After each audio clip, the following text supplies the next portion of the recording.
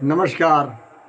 विद्यार्थी गीतम मंडल सुनाता से प्रिय विद्यार्थी छोटू प्रिंस मनीष उमेश अ- और अन्य समेत प्रिय विद्यार्थी मित्रों की ओर से आज़ाद हमारे 108 यूट्यूब चैनल पर आप सभी विद्यार्थी मित्रों का हार्दिक स्वागत है।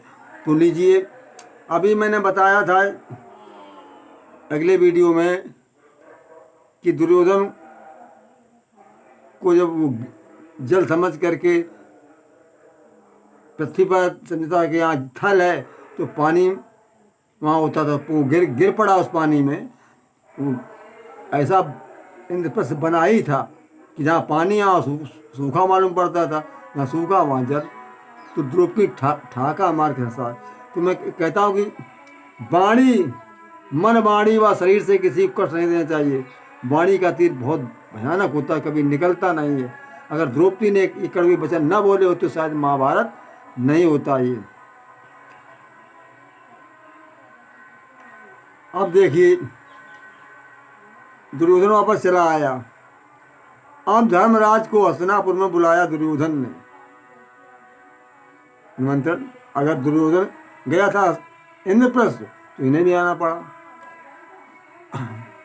अरे छोड़ो वृंद में से अवे, सुनो इधर इधर ध्यान।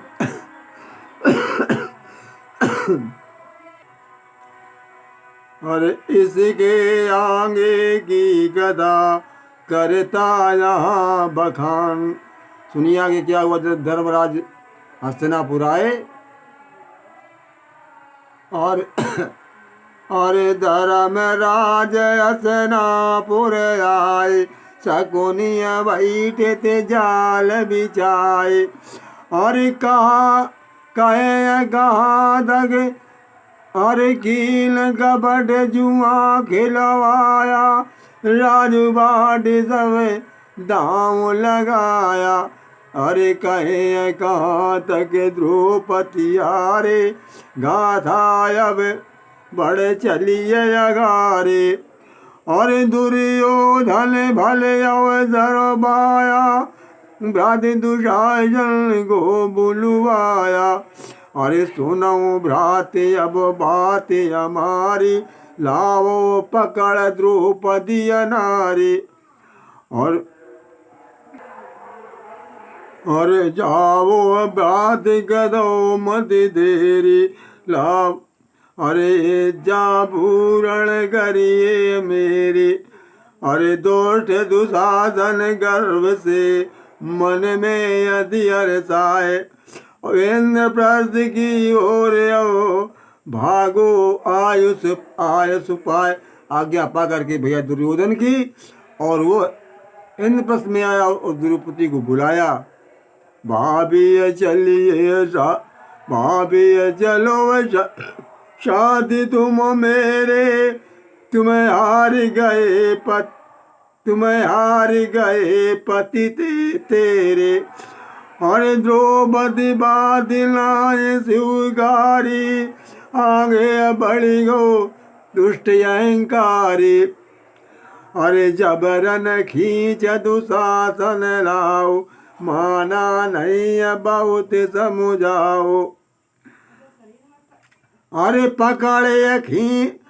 पकड़े बाल खींच लई आया, देख दुर्योधन देख बहुत अरिसाया।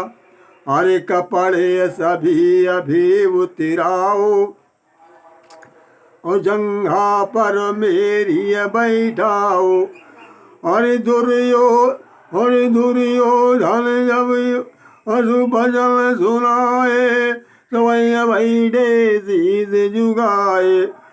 अरे लगे खींचने उसकी सारे, कृष्ण कृष्ण द्रौपदी पुकारी। अरे आए फौरन गृण मुरारी, लगे बढ़ाने तन की सारे। अरे दुशासन थका अंत नहीं पाया, वस्त्रों का अंबार लगाया।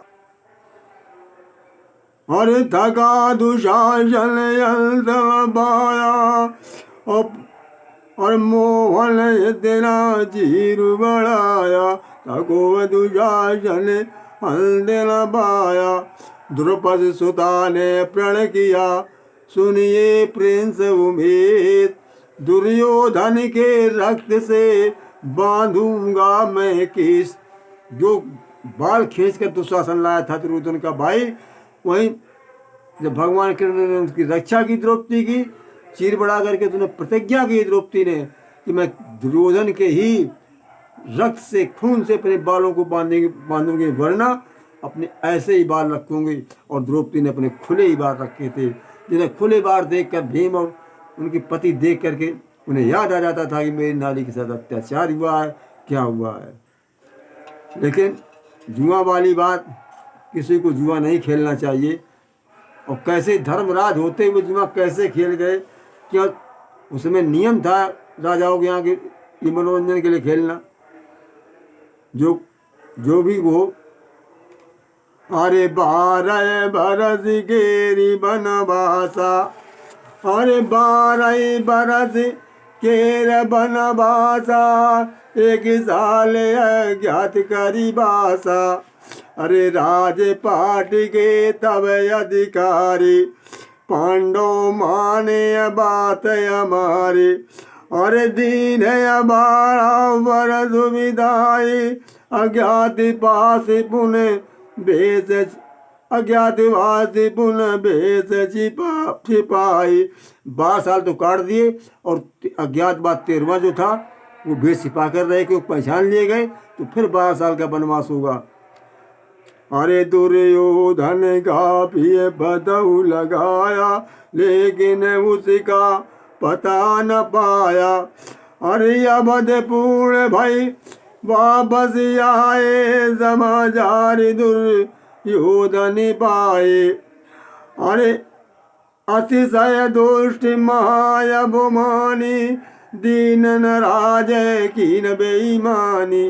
राजा था नहीं दिया, बेईमानी कर गया। अरे देव राज शरत अनुसारा, मति हड़ पो अधिकारी हमारा। धर्मराज ने कहा शर्त के अनुसार हमारा राज वापस कर दीजिए, आपने शर्त की लगाई थी, मैं शर्त पूरी कर दी।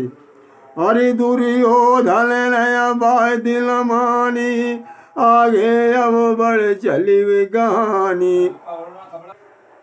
नमस्कार। ना बेईमानी भी कर ली, शर्त के अनुसार नहीं दिया, आगे कहानी बढ़ चुकी है। तो आगे क्या होगा, भगवान के हस्तिनापुर जाएंगे।